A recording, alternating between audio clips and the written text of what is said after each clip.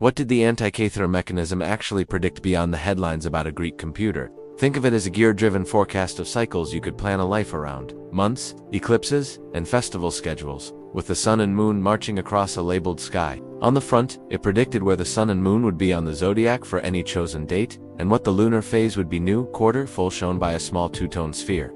The moon's pointer didn't move at a constant rate. An epicyclic pine slot train built fast at perigee, slow at apogee, into the gearing. So phase and position stayed realistic rather than idealized. Inscriptions around the face acted like a built-in almanac parapegma, cueing the user to expected risings, settings, and seasonal sky markers as the dials advanced. Taken together, the front predicted the visible rhythm of sun and moon in a way a literate user could read off at a glance.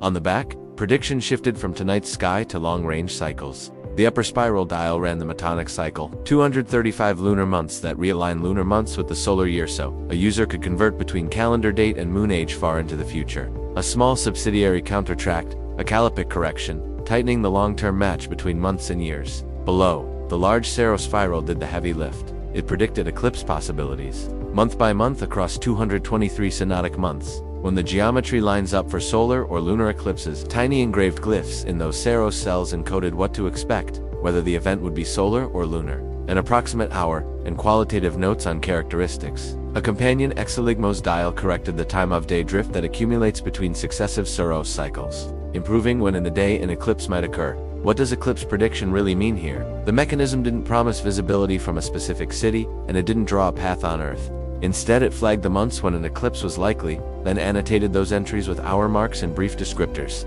Index letters linked Saros cells to side inscriptions that grouped eclipses by shared traits, turning raw cycle math into a practical lookup. For a user, the workflow was simple.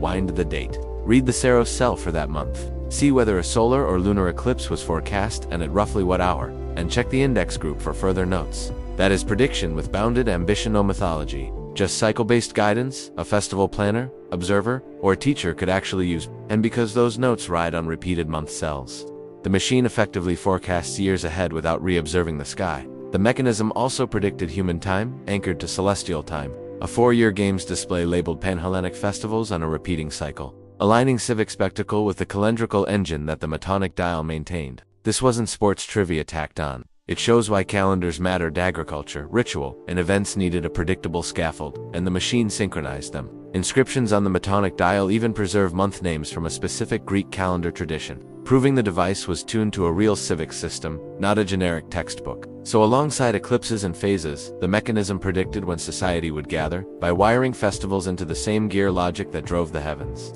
Sky cycles, month counts, and games cadence one forecast stack. What about the planets did it predict them to? The inscriptions reference planetary periods, and modern reconstructions show feasible epicyclic trains that could have driven planetary pointers on the front.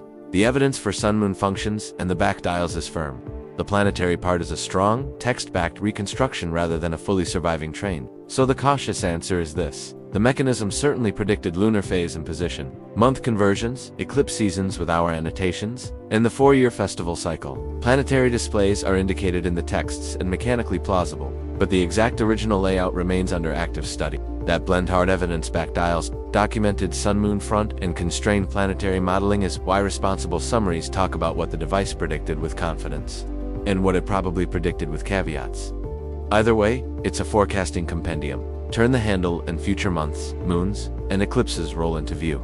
For viewers, reduce it to 5 concrete deliverables. It predicted lunar phase on a specific date. It predicted the sun and moon against the zodiac for that date.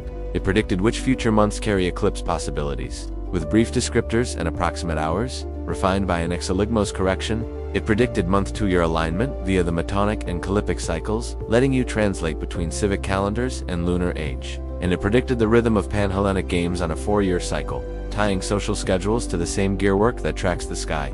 If that's the model you keep in mind, cycles turned into pointers ULL, read every dial as a prediction you can actually use. If this evidence-first breakdown clarified what the Antikythera mechanism really predicted, stay for the follow-up where we animate a Saros cell show, how its glyph encodes hour, and type and test a real month on the dial against cycle math to see how close the forecast lands.